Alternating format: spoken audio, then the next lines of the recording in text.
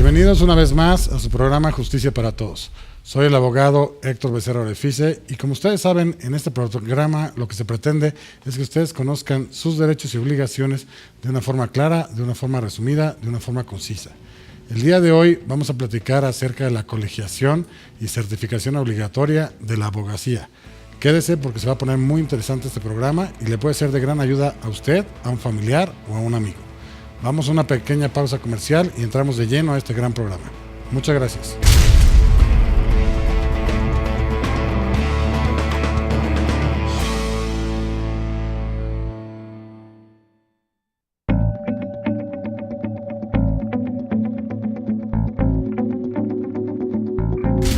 Bien, estamos de regreso para entrar a este gran programa acerca de la colegiación y certificación obligatoria de la abogacía. Para ello he invitado una serie de abogados, peritos en la materia totalmente, a los cuales les agradezco mucho que nos acompañen en este foro. Y bueno, el día de hoy nos acompaña, primero que nada, las damas, la licenciada Elizabeth de la Luz Rodríguez. Ella es secretaria de la Academia de la Confederación de Colegios y Asociaciones de Abogados de México, la CONCAM. Muchas gracias por estar en este programa. De igual forma tenemos aquí al maestro Luis Daniel Romo, el cual es asesor parlamentario del Senado y abogado postulante. Muchas gracias por estar. Al contrario, Héctor, gracias a ti por la invitación. De igual forma nos acompaña el licenciado Gonzalo Covarrubias, que es maestro también y próximamente doctor seguramente de Derecho. Él es, aparte de ser un excelente abogado, es un amigo en lo personal. Muchas gracias por estar aquí. Gracias a ti, Héctor. Y de igual forma tenemos aquí a otro gran amigo, que es el doctor David Aboites, que nos ha acompañado ya en otros programas. Él es presidente de la Barra de Profesionistas en Derecho y peritos en Ciencias Forenses. Nuevamente, muchas gracias por estar aquí. Gracias, Héctor, por la invitación. Los demás no crean que es que no son mis amigos, sí son mis amigos, pero nada más que también ellos, si no, luego se ponen celosos. Okay.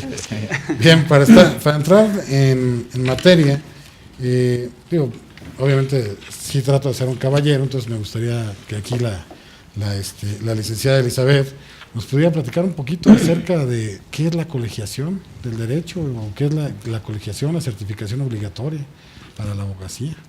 Bien, nosotros, antes que nada yo quiero decirles que como Confederación Nacional de Abogados, para nosotros ha sido una preocupación en este momento la Ley General de Abogacía en México, que se pretende establecer mediante la reforma que se propuso el 21 de mayo de 2015. Esta Ley General de Abogacía trae como consecuencia jurídica no solamente la certificación y la colegialización para los abogados. A mí me parece que debemos que entender por certificación que se tiene la capacidad para poder ejercer determinada profesión, eso sería estar certificándolo. Pero la colegialización es estar agremiado en alguna asociación. Sin embargo, yo de esta ley he extraído diversos temas, he hecho un análisis frontal y esta colegialización obligatoria pareciera ser a primera vista una solución importante para la sociedad, pero realmente creo que no se estaba terriblemente preparados para una colegialización y certificación obligatoria en este momento. Yo pienso fundadamente que de entrada advertí una violación directa a los derechos humanos de los abogados, regulada en el artículo 5 y en la libertad de asociación. Yo quiero pensar eso. ¿Qué quiere decir? Porque obviamente la gente que nos sintoniza les puede causar un poquito de extrañeza toda esta parte. Muchos no están familiarizados con la parte de las cuestiones técnicas jurídicas. Entonces, a grosso modo o en síntesis, ¿qué es como tal? O sea, la colegiación no estamos preparados, pero es la agrupación entonces de varios abogados en algún lugar, en un club social, por así decirlo. No. No se trata de eso, se trata de que la asociación de los abogados va dirigida a una colegialización. La colegialización se trata de una agrupación de profesionistas que puedan estar unidos o juntos con un fin común. Eso sería en términos generales. Lo que plantea esta reforma es que se tenga una colegialización de los abogados para tener un control sobre todos los juristas que existen en México, tanto hombres como mujeres, pero también estos abogados y abogadas puedan ser certificadas, es decir, que pasen un tamiz de calidad para que así den un servicio a la sociedad.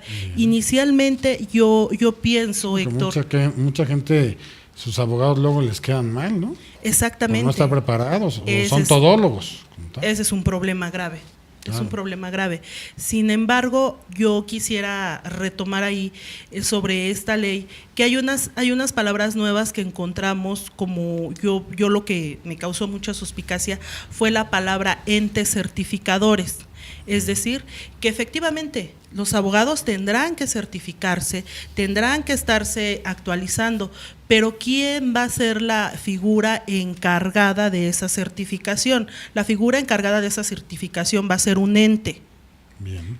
Un ente. Y cuando yo veo la palabra ente, yo no dejo de pensar en una situación, en un ente es algo que no se puede definir, que no tiene una figura, Algo que no se puede ahí, algo como raro, un exacto. fenómeno ahí. Yo, con el debido respeto para el señor Jaime Maussan, cuando me dicen ente, yo pienso Lo en el asocio programa a eso. Tercer Milenio. Entonces yo pido seriedad, pido seriedad, porque los abogados, los juristas de la nación no pueden ser certificados por entes. Claro. Tienen que ser certificados por unas figuras jurídicas, instituciones reales, que yo no le llame ente, que no sepa qué es lo que lo va a definir. Bien, maestro Luis Daniel, ¿se nos puede platicar un poquito su punto de vista con respecto a este tema de colegiación? Claro, doctor. En principio, esa propuesta es una propuesta del 2014, a grosso modo le explicaré. La idea noble del legislador es precisamente establecer esa posibilidad de que los abogados, bueno, en principio era de todas las profesiones, hay que hacer la aclaración que en principio era de todas las profesiones, era una colegiación de varias profesiones. Algunos incluso ya tienen sus propios colegios, pero habríamos de pensar si puede ser viable aquí en México. Entonces, o para los abogados principalmente. El de contadores sí es un colegio, ¿no? Así es. Sin embargo, ese colegio se estima que está sometido a otras reglas y tienen ellos otras necesidades por las cuales se colegian, no por las necesidades de la abogacía. Nosotros estimamos que efectivamente es muy loable la posibilidad o la idea de colegiarnos, porque implica tener una mejor calidad de servicio hacia los usuarios. Esa es una cuestión que todos quisiéramos, muy loable. Sin embargo, derivado precisamente de esa necesidad, hemos visto, la propuesta está ahorita detenida por la misma situación de que hay visos de ciertas figuras que pueden ser regresivas a los derechos humanos que ya están reconocidos en la Constitución, como es el derecho humano a la libre profesión, a poder ejercer un derecho. De tal suerte que si vuelvo a la iniciativa, me regreso a la iniciativa, y cuando se dan cuenta que va a ser muy difícil obligar a colegiar a los servidores, a los profesionistas, lo que hacen es los servidores públicos, los senadores, es precisamente buscar esa alternativa a través de una reforma constitucional que obligue o que permita el artículo 5 establecer la colegiación obligatoria, la posibilidad de colegiar. El artículo 28 de la Constitución, evitar el monopolio en la colegiación obligatoria, o que se permita que sean unos cuantos colegios nada más y que no se pueda decir que sea un monopolio como existen en otros rubros. Y el artículo 73 para darle facultades al Congreso de la Unión, de que el Congreso tenga facultades de legislar sobre una ley general en materia de colegiación obligatoria. Se dan cuenta finalmente que va a ser muy difícil colegiar a las otras profesiones y se ciñe nada más a la abogacía. Y establecen o sale esta nueva propuesta que tenemos nosotros, que es la ley de la abogacía, para colegiar a los abogados. Sin embargo, aún todavía hay muchos asegúnes que podríamos comentar en la ley. Aspectos que aún todavía no podemos establecer o no se pueden establecer los mecanismos, y que yo considero que todos estamos a favor de que existan mejores abogados, que existan mejores vías, pero vamos a ser realistas. Estamos, como decía el doctor Ferrer MacGregor, estamos frente a una tormenta jurídica perfecta, porque está entrando estamos a un paso de que entre el nuevo sistema acusatorio en México totalmente. Está entrando las nuevas reglas, o todavía están implementándose las reglas del juicio de amparo son muy novedosas, y a la vez existen también estos nuevos criterios que están surgiendo de la Corte en materia de derechos humanos. Entonces, estamos teniendo un movimiento totalmente grande en la materia jurídica. Hay que ordenarnos. Que quizá, así es, que quizá nos permita decir, sí, necesitamos una transformación, todo el marco jurídico y sus operadores, pero poco a poco. Pero ¿por qué no se había hecho esto antes? ¿Por qué ahorita? O sea, entiendo que ahorita es la tormenta perfecta, como sí, claro, bien lo señala, pero ¿por qué antes no se podía realizar? Anteriormente sí han existido una serie de esfuerzos, existieron también incluso desde el siglo pasado, ya en siglos pasados, bajo otras constituciones, se dio esa oportunidad. Sin embargo, por ahí después de la Constitución de 1824, incluso se logra el libre ejercicio de la abogacía, y después existieron como unas ciertas restricciones para que sea el Colegio Nacional de Abogados el que llevara a cabo nada más la posibilidad de colegiar y permitir el ejercicio de la abogacía, pero realmente creo que fue un desorden, de un momento a otro se realizó un desorden en nuestro ejercicio de la abogacía. Sí, todos estamos de acuerdo en prepararnos. Yo he tenido la oportunidad de convivir con muchos de los personas que están aquí compartiendo el programa, y ellos precisamente me los he encontrado impartiendo foros, organizando conferencias, porque sí es la naturaleza del abogado mantenerse actualizado. Pues digo, yo que tuve oportunidad de estar en algunos cursos en Estados Unidos, yo veía el peso que tienen allá las barras de abogados, y son pesos que incluso si uno no pasa un examen para especializarse y todo, pues se te acabó tu carrera profesional, ¿eh? O sea, no es de te doy una segunda oportunidad. O sea, sí son muy, muy estrictos, muy rígidos en su forma de llevar las cosas, pero a la vez provocan que haya una mejor preparación en todos los sentidos. Y eso es lo que deberíamos de buscar como finalidad, ¿no? Como tal. Es correcto. Ahora, a mí me nace una pregunta, pero bueno, vamos a una pequeña pausa comercial porque se nos está acabando el tiempo, y de regreso entro con esta pregunta. Muchas gracias.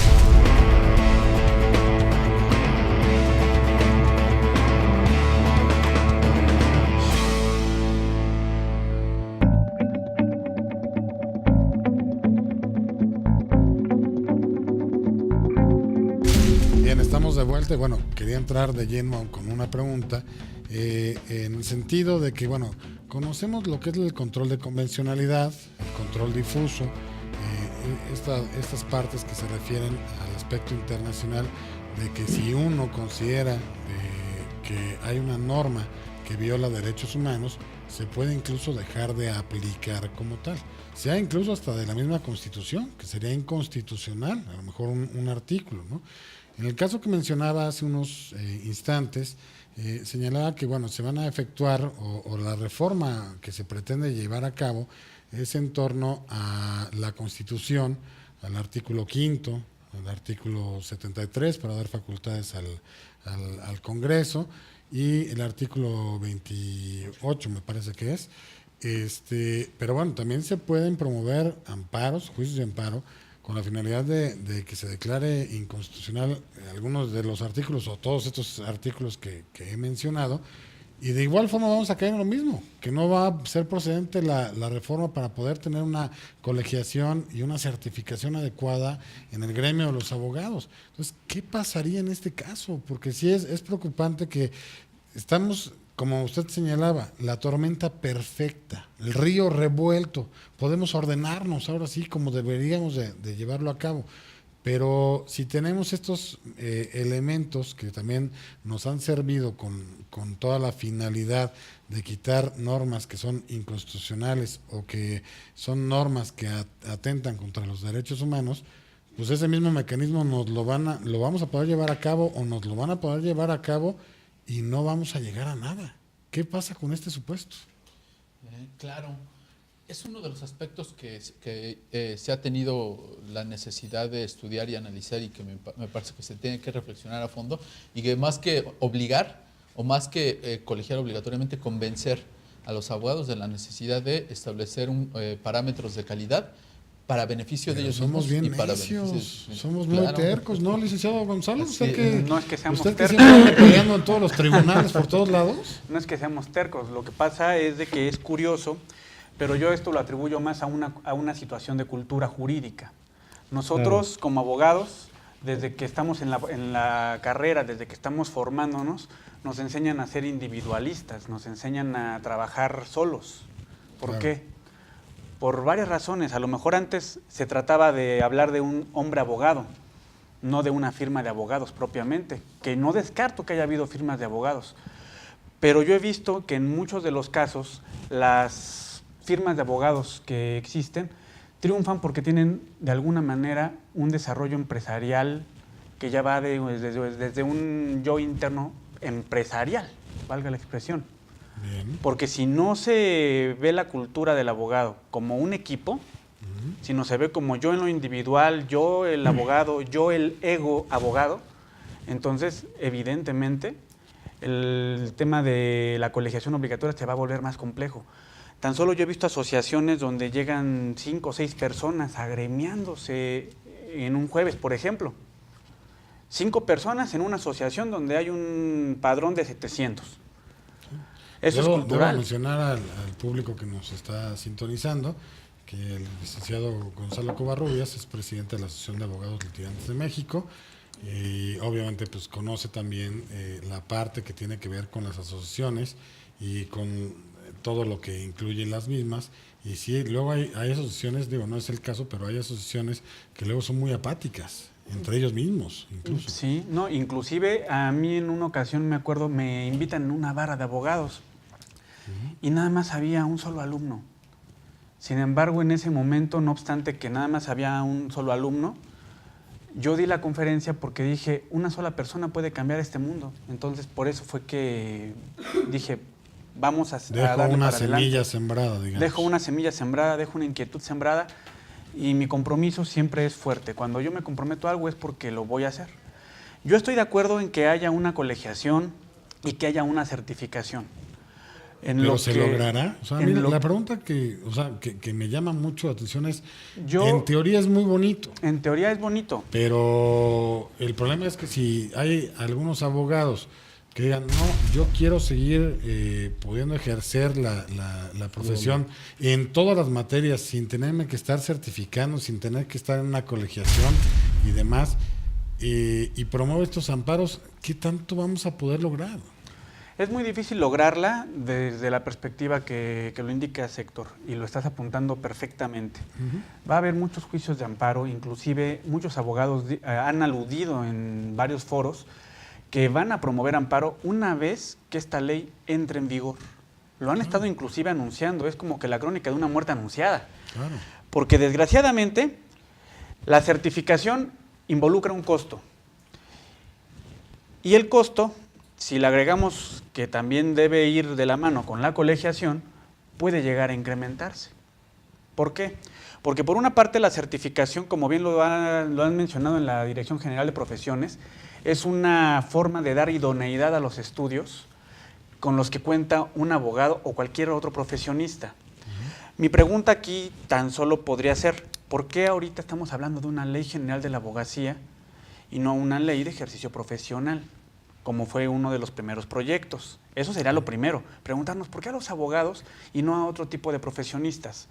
A mí el otro día me estaban preguntando también en un foro donde se hablaba de la colegiación y la certificación sobre si los abogados que forman parte de la administración pública deben o no estar colegiados o certificados. Yo digo, de la misma forma que nos van a exigir a nosotros como postulantes estar certificados, también deberían exigirle a la administración pública estar certificada. Sin embargo, ¿cuál es nuestra realidad? Y eso, insisto, es una cuestión ya de cultura. Estamos viendo que en la administración pública sí se dan cursos de capacitación, sí se abocan muchos recursos a el perfeccionamiento del ejercicio de la administración pública, inclusive se allegan de algunas instituciones serias en el país, pero nos llevamos una sorpresa muy grande, que en ocasiones se les dice a los servidores públicos tienen 40 horas de capacitación obligatoria que justificar si forman parte del servicio civil de carrera. 2, muchos de estos sujetos, servidores públicos, no acuden a esos cursos bajo el tema de, es que yo estoy en un área que es estratégica dentro de la institución, no voy a decir exactamente bajo qué esquema, y no acuden a la capacitación. Y los vemos afuera de las instalaciones chacoteando, fumándose un cigarro, y no se capacitan adecuadamente. Y los resultados los vemos a veces palpables en los juicios de amparo o en los juicios contenciosos que les ganan a las instituciones. Eso ha sido uno de los problemas a los que nos hemos enfrentado, que estamos hablando de un trato desigual frente a iguales. Claro. Por eso es de que siento que es la crónica de una muerte que ya está anunciada, si es que no se buscan los equilibrios adecuados dentro de la emisión de la Ley General de la Abogacía o la ley que va a regir el ejercicio de las profesiones. Porque aunado a lo anterior, insisto, el hecho de que yo esté colegiado no garantiza una calidad del servicio. El hecho de que yo esté certificado tampoco garantiza una calidad en el servicio. ¿Por qué? Porque eso ya es una cuestión de aptitud. Bien. Me gustaría mucho escuchar la opinión de mi amigo, el doctor David Aboites, porque siempre son muy atinadas sus intervenciones. Sí, buenas tardes. Precisamente creo que aquí nosotros estamos hablando y compaginamos los que estamos integrando el panel, en que esta ley no estamos en contra de ella en cuanto a colegiación y certificación, que como bien lo comentaba mi compañero Daniel, en su momento sí existió, en tiempos anteriores, existió la colegiación y había nada más una sola institución para realizar este objetivo. Ahora se habla de lo mismo, pero ya a nivel también certificado. Efectivamente se habla de un ente certificador en esta ley. Aquí el detalle precisamente que tenemos es que no se han dado correctamente los parámetros de aquellas asociaciones que ya tienen derechos adquiridos para poder realizar esa colegiación. El problema tan grande que yo siento es que precisamente la SEP tiene un registro por mandato de la ley reglamentaria del Quinto Constitucional. Existe esa ley y esa ley señala que nada más va a haber 5 colegios de profesionistas por cada estado de la República y que no puede haber más de cada una de las profesiones. Aquí el problema es que ya están registradas esas 5 asociaciones. SEP ya les dio un número de registro y si tú quieres llegar a registrar tu asociación, como algunos de nosotros tenemos nuestras asociaciones porque somos presidentes de ellas, nos dicen que no se puede, porque ya están esos 5 registros. Aquí el problema es precisamente que empiece ese monopolio de la colegiación, porque si ya tienen ellos derechos adquiridos que finalmente se tienen que ser respetados, también el problema es que nosotros como asociaciones que también aglutinamos algunos profesionistas en derecho y en el caso mío de algunos peritos, aquí el problema va a ser eso, que podamos realmente lograr ese registro, que es el ente certificador. Va a haber un comité interinstitucional que va a estar integrado precisamente y encabezado por la Secretaría de Educación Pública, según el proyecto de ley, la propuesta que existe. Perdón, doctor. Sí. ¿Esto se refiere únicamente a la Secretaría de Educación Pública? No, incluso a mí me llamó mucho la atención porque meten a la Comisión Nacional de Derechos Humanos, a la Secretaría de la Función Pública, a Hacienda, o sea... ¿Pero qué pasa con las personas que estudiaron el sistema no a través de la Secretaría de Educación Pública, sino el sistema UNAM, por ejemplo, que es independiente al sistema de educación pública? Claro, aquí el detalle es que quien te expide la cédula para ejercer la licenciatura en Derecho, en este caso, o de abogado, porque hay varios estados que te expiden a nivel local licenciatura para ser abogado, que es uno de los requisitos precisamente, nada más. Aquí a nosotros nos están diciendo, bueno, de lo que se trata esta ley es que regule la colegiación y certificación para garantizar que esos servicios que da un abogado sean de calidad y éticos en beneficio de los usuarios. Es decir, quieren proteger a los usuarios. Si fuéramos más legalistas, existen responsabilidades en códigos penales, existen capítulos que se llaman delitos de abogados patronos, hay juicios que se pueden interponer cuando nosotros realizamos una mala actividad como abogados particulares, que la gente no hace uso de ellos porque lo primero que te dice la gente, yo lo que quiero es resolver mis problemas y salir de esto, ¿no? Vamos a una pequeña pausa comercial porque nos está ganando el tiempo y regresamos. Claro. Muchas gracias.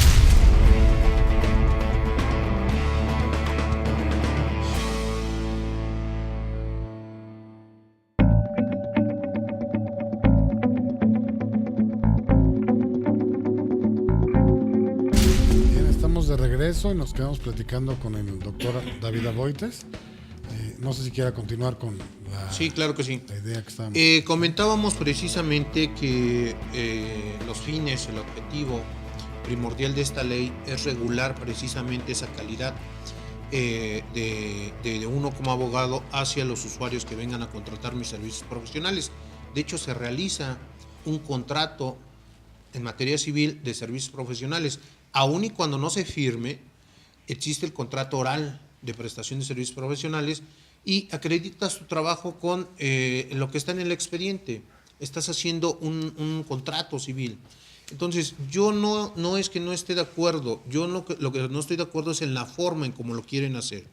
Si bien es cierto, se dice tutelar judicialmente, que haya una tutela judicial efectiva, hacer el ejercicio del derecho a la defensa, y precisamente aquí concuerdo con mi compañero, el licenciado Gonzalo Covarrubias, que también los servidores públicos se deben de colegiar, porque ellos también van a ejercer un derecho de defensa ante tribunales. Y el ratito vamos a empezar con que, no, es que ellos como son servidores públicos y pertenecen al Estado, pues ellos no entran, y automáticamente se entiende que si ya están litigando un asunto o están defendiendo los intereses de algún usuario, en este caso del Estado, pues ya no necesitan ese tipo de situación, y entonces vamos a empezar con determinadas diferencias en ese tipo de asuntos.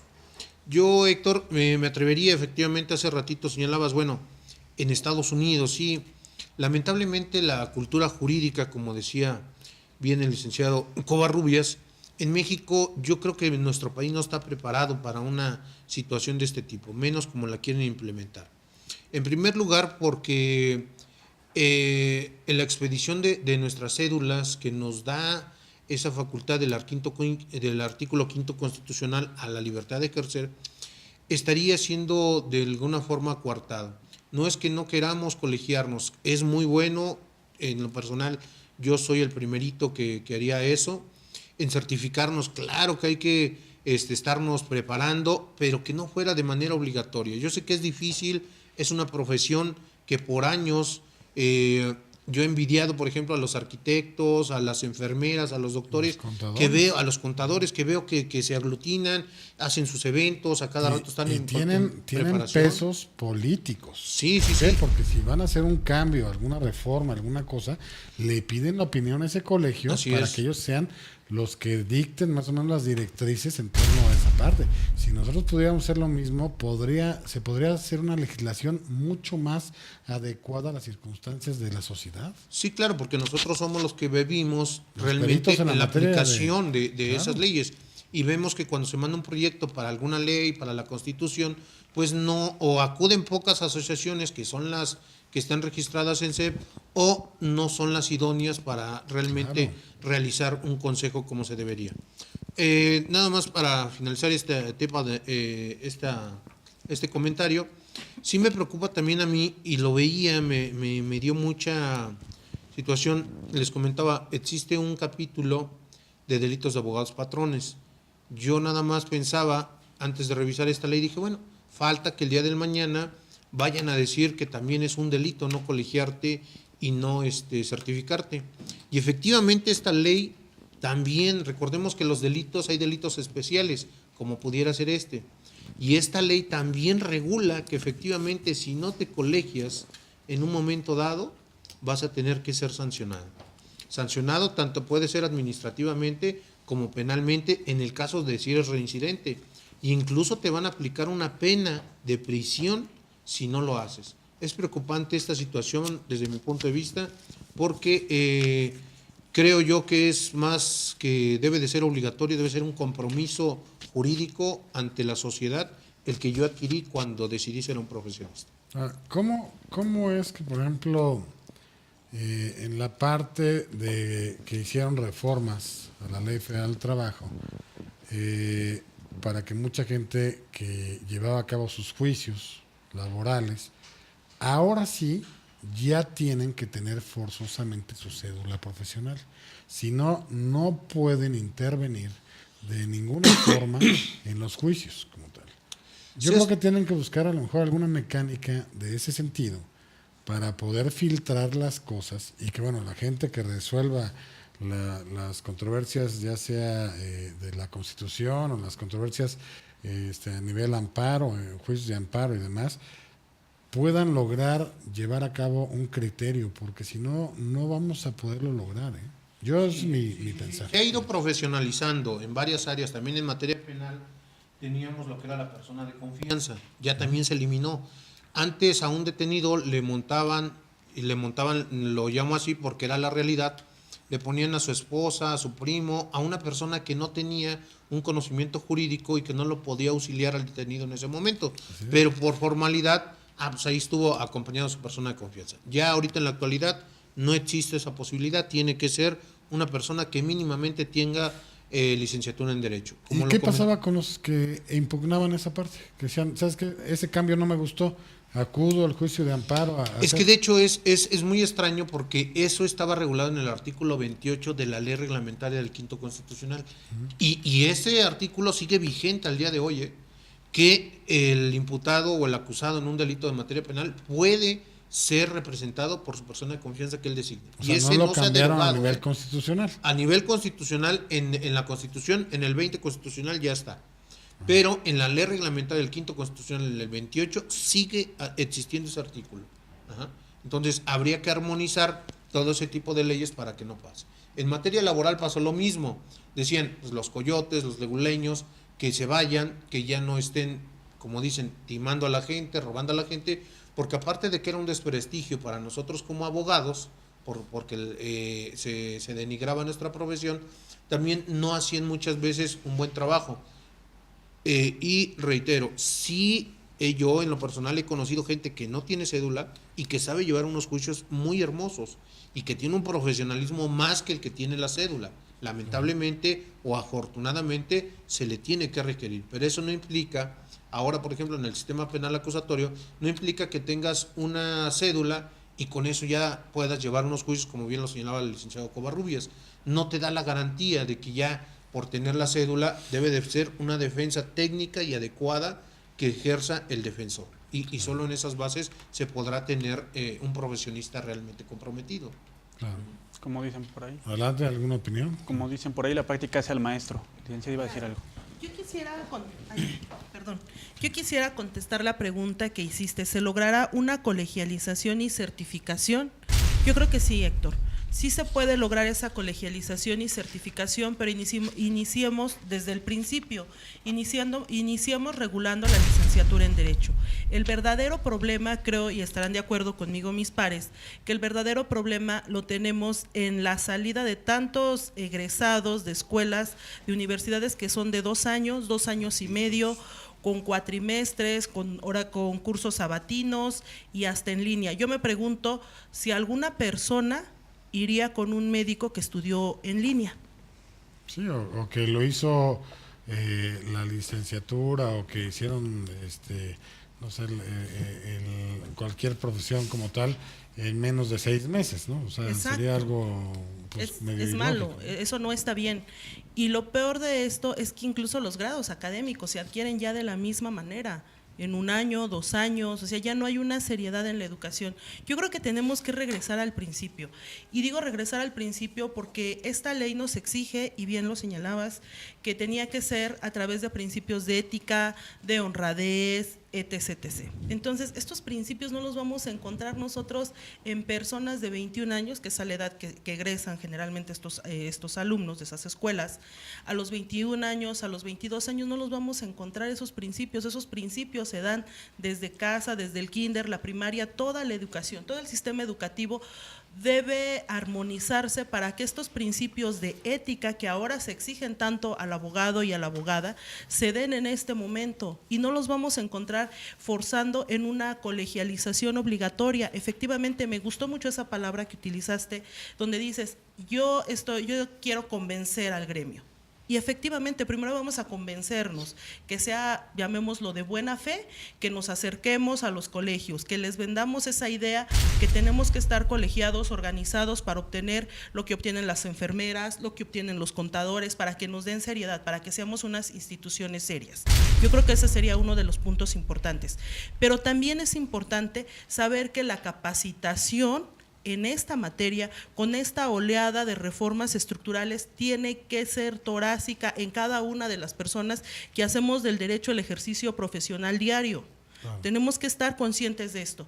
Y a mí me aterra pensar que una persona se atreva a ir a una sala de juicio oral o de control y no sepa de lo que está hablando, porque efectivamente, entonces como que tiene sentido esta ley.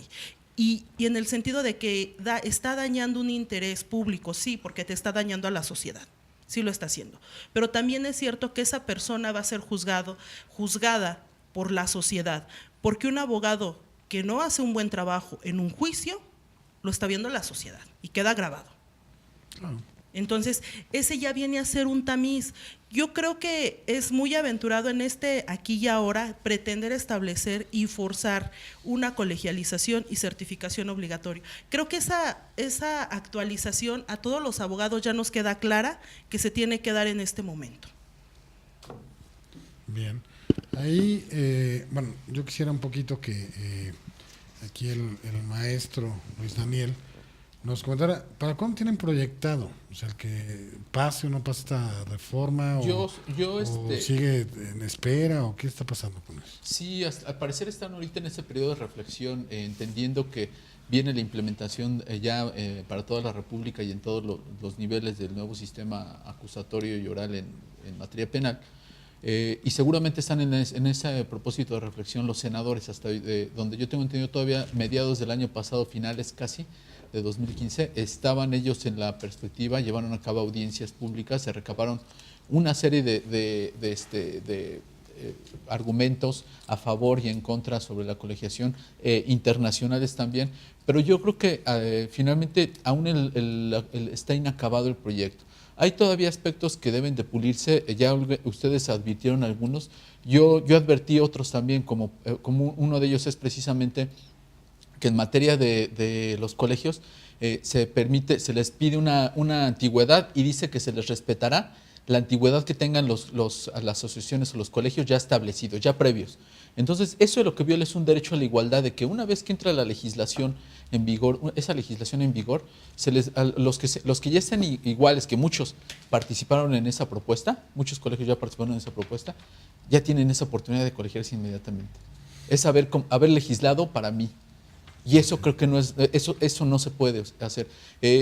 Como ejemplo, un ejemplo de esa situación que se cuidó mucho fue en la reforma electoral de 2014, en donde se permitió, en la de 2014 que se permitió en el Senado la reelección de senadores, de representantes populares, y ellos mismos decían, quizá en ese argumento o en esa reflexión, no podemos legislar en favor de nosotros mismos.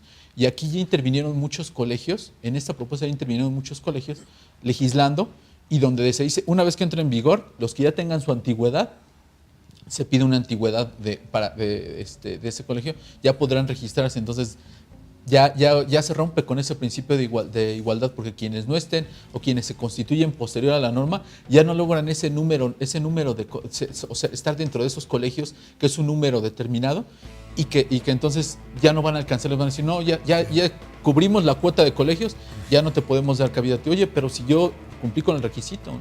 Bien, vamos a una pausa comercial. Muchas gracias.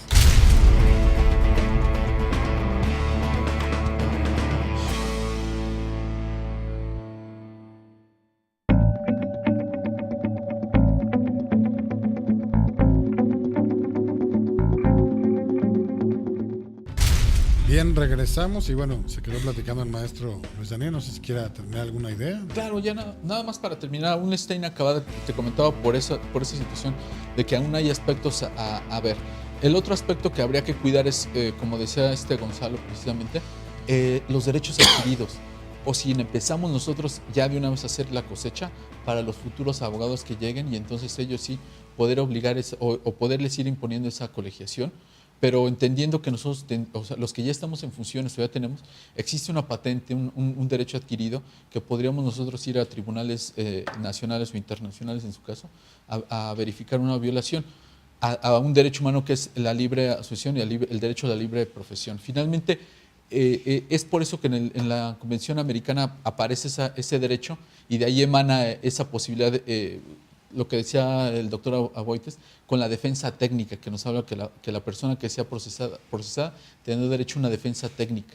Entonces, de ahí emana eso, y la propuesta y la idea también es tener cuidado con la posible regresión de los derechos humanos ya adquiridos, y que hay una regresión en perjuicio de un gremio tan necesario. Y tan poblado, ¿no? Porque Así. somos de las Es correcto. licenciaturas más Las que más egresan. las que más egresa la gente, ¿no? Como tal. Ahora, yo le preguntaría aquí al maestro Gonzalo Covarrubias. Yo he estado observando a lo largo de ya algún tiempo que hay muchas escuelas de posgrado que ya están cobrando por certificar como tal. Ahora, ¿esto vale? ¿No vale? O sea, ¿tiene una patente para hacerlo? ¿No? ¿Qué pasa con esto? Porque incluso son precios no tan económicos, ¿eh? O sea, sí son precios un poquito elevados. Digo, obviamente mucha gente diría, bueno, pues yo sé el tema, quiero tener una certificación que podría asimilarse, por así decirlo, a un posgrado, una especialidad, no tanto una certificación, pero realmente se le debería llamar certificación, porque ellos no sé si tengan esa licencia para poder llevar a cabo una certificación por parte de una autoridad como tal. Bueno, aquí respecto a ese tema, qué bueno que lo toca Héctor, la Dirección General de Profesiones ha sostenido, dentro de las diversas pláticas que por lo menos un servidor ha tenido con diversos funcionarios de esa dependencia, que hay certificaciones propias de cada institución, pero esas certificaciones no son certificaciones que puedan ser oponibles a terceros. Es nada más para efectos internos de la asociación de abogados o de la escuela que esté llevando a cabo ese requisito. Sin embargo, también se habla dentro de la propia Dirección General de Profesiones que hay una certificación que no es propiamente llamada certificación, sino es más bien un aval de idoneidad. Pero ese aval de idoneidad también debe llevar un trámite, debe llevar unos procedimientos, e incluso solamente es ahorita por lo menos hasta ese momento, para determinadas carreras y no para todas. Cuando se nos habla de que vamos a certificar... Entonces eso deberían de aclararlo, porque mucha gente se confunde, mucha gente sabe que ya se viene la colegiación, se vienen las certificaciones, y cuando oyen certificación creen que va a ser algo oficial. Que va a ser oficial. No, el problema inclusive es la confusión que se está generando. Yo lo he visto tan solo con la certificación que se está dando a través de la CETEC, de la Secretaría de Gobernación. Dicen, es que me voy a certificar en la CETEC para los juicios orales. Lo que nadie ha platicado del todo es, esa certificación es nada más una certificación docente. Nada más para poderme parar en un foro y poder dar la clase a un foro. O sea, no es una certificación que ampare para ejercer. No, y es más, esa certificación también va sobre diversos rubros. Hay sobre el rubro de derechos humanos, sobre el rubro policial, sobre el rubro pericial, etcétera. Sí, no es. O sea, no es una certificación completa. Bien. O sea, hay que también irlo distinguiendo. Inclusive el otro día me llamó la atención que por el Tribunal Superior de Justicia andaban volanteando unas personas y estaban diciendo, certifícate en juicios orales civiles en tal lugar. Y yo decía, wow, si esto lo hubiera escuchado la persona que me orientó en la Secretaría de Educación Pública, en la Dirección de Profesiones, se daría cuenta que están lucrando con la ignorancia de todos. Y ahí no se podría meter una cuestión, porque ya sea penal o una acción colectiva por estar haciendo una oferta que no corresponde. Pues no lo creo, porque no estaríamos, desde mi punto de vista, en las hipótesis de la acción colectiva. Lo que sí podríamos decir es que si se está ofertando como una certificación oficial, se está cometiendo un fraude. Se están aprovechando de engaños, se están aprovechando de errores, y ahí estaríamos ante un tipo penal. Pero la certificación nada más tendría efectos interiores dentro de esa escuela, dentro de esa institución. Pues que lo señalen, ahora, como si lo no dice, confunden a los ahora, como lo televidentes. dice la licenciada Elizabeth de la Luz, y muy acertadamente, tenemos que comenzar desde la regulación de cómo se están actualmente formando todos los abogados. Yo ahí insisto, la problemática que veo es, a lo mejor, y una escuela tiene nivel CEP, o el programa de la Secretaría de Educación Pública para preparar a ciertos abogados. La UNAM tiene a lo mejor otro temario diferente para preparar a los abogados que egresan de la Universidad Nacional Autónoma de México. Los dos llegan a la Dirección General de Profesiones porque son diferentes planes de estudios, pero quien va a dar la cédula profesional va a ser la Dirección General de Profesiones de la Secretaría de Educación Pública. Pero si para la Secretaría de Educación Pública hay 5 colegios que son los que van a certificar, pues entonces ellos cómo van a poner un programa o cómo pueden certificar a 2 tipos diferentes que existen de planes de estudio. Tendrían que hacer uno que ampare los 2, porque no sé cómo lo puedan realizar. Sí, es muy, muy difícil. Incluso, bueno, lamentablemente es mi casa de estudios, pero lo tengo que decir, yo también soy perito, lo hemos platicado aquí contigo, Héctor. Malamente ahorita la UNAM creó la licenciatura en Ciencias Forenses. Les van a dar a los chicos que egresen de esa carrera una cédula en Ciencias Forenses, pero ¿en qué área van a peritar? Ya platicábamos que hay, las ciencias forenses son muy amplias, pero ellos cuando ejerzan esa licenciatura que les ofreció nuestra máxima casa de estudios, ¿en qué área van a peritar? ¿En química, en medicina, en odontología? O sea, es muy riesgoso ese tipo de cosas. Hay muchísimas ciencias, ¿no? Entonces, ellos lógicamente se supone que hicieron un programa de estudios de la UNAM para poder aterrizar, lo que es efectivamente es muy diferente a las materias que llevan en CEP, los que tienen plan CEP, que están estudiando la licenciatura en criminología y criminalística, porque allí abarcan las 2 ciencias forenses. Y hay otras escuelas, el plan CEP abarca esas 2, te dan tu cédula como licenciado en criminología y criminalística. Ahí al menos se especifica, pero sí sus planes de estudio son totalmente diferentes, hablando del área pericial. Yo no quiero dejar de pasar, Héctor, de comentar, efectivamente, como se decía, yo como ente certificador puedo hacerlo, pero necesito una constancia de idoneidad como asociación. Esa idoneidad, ¿quién me la va a dar? ¿La SEP, como decía Gonzalo? ¿Quién va a decir esta asociación es de buen prestigio o nada más por los años que llevo en el medio? ¿Cómo va a ser esa constancia de idoneidad? Porque dentro de los requisitos para poder ser ente certificador y mi asociación realizarla, necesito cubrir. Otro de los requisitos dice programas e instrumentos de certificación, que es lo que estamos hablando, que deben de ser programas a la vanguardia y al día. Y otro dice infraestructura material y recursos humanos. No especifica qué infraestructura material se requiere. Un cuarto, un edificio, 20 salones, no. Esto seguramente porque falta el reglamento que regule todo este tipo de acciones de esta ley. Y lo que más me llamó la atención dice respaldo económico mínimo que establezca la comisión interinstitucional. O sea, también le van a pedir al ente certificador, a la asociación, que tenga un mínimo de capital o que tenga, ¿qué de respaldo? ¿A qué se refiere respaldo económico mínimo? Claro. No, tampoco queda muy al aire y solo cuando cumplas estos requisitos va a hacer que se pase la inscripción al Registro Nacional de entes certificadores y te van a dar tu permiso para que estés certificando 5 años. El detalle es que si mi asociación a la que yo pertenezca o mi ente certificador a la que yo pertenezca, porque yo para ejercer, aparte de cumplir con ética, con honestidad, necesito la constancia de colegiación y certificación. Ya tengo mi cédula, ya tengo mi título que me dice que soy licenciado en Derecho, pero si no tengo yo mi constancia de colegiación y certificación, no voy a poder litigar. Aquí también, si vamos a decir yo la tengo, pero resulta que la asociación a la que yo pertenezco no cumple con estos requisitos en una de las revisiones y el comité interinstitucional que va a otorgar ese permiso lo cancela. Yo como abogado pertenezco a esa asociación, ¿se va a cancelar para todos los abogados?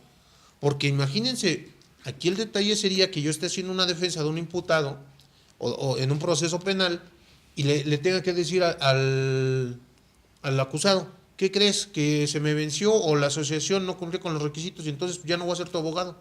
¿Dónde va a quedar también su derecho de él La decir, es que yo defensa y quiero todo. que él conoce mi expediente, él está ejerciendo mi defensa, y cómo que me va a dejar? ¿Por qué? No, yo quiero, y que le diga al juez de control o de juicio oral, que le diga, ¿sabes qué? Yo quiero al abogado aquí porque yo tengo confianza en él, me gusta, me está defendiendo bien. No, pues ¿qué crees? Que no puedo porque pues llegó que está cancelado, esa ¿no? parte. Y en lo que hago la impugnación, el recurso de revisión, pues ya, se te fue tu defensa, ¿no? Ahora, además ya- se te imputa un delito, ¿no? Y eso en todas las materias, en civil, Sí. en familiar, o sea, Sí. la gente te está contratando a ti, no está contratando a la asociación a la cual te va a certificar. Claro, pues vamos a tener que ver cómo se desarrolla esta iniciativa, si pasa o no pasa, si se cumplen los términos, cambian o qué es lo que pasa en pues, el próximo tiempo.